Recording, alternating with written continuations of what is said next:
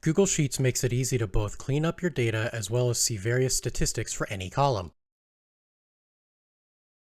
Here's how to easily clean a dataset. First, select the entire dataset.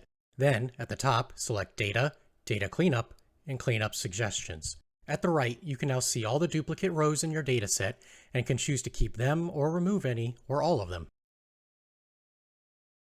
In order to see the column statistics, select your entire dataset again. Then at the top, select Data, Column Stats. This will bring up a new window on the right where you can look at all the various statistics for any of the columns in your dataset. You can also change which column you're looking at by clicking on these arrows at the top. Stats such as sum, average, maximum and minimum values, and much more are now displayed in an easy-to-read way. If this was helpful or new information for you, follow us at Spreadsheet Nerds for even more tips and tricks in the future, and repost to help others in your network with their spreadsheet problems. Let our team of nerds help you solve your next business spreadsheet or data issue, so get in touch today for a free consultation to see how we can save you time and money with custom solutions.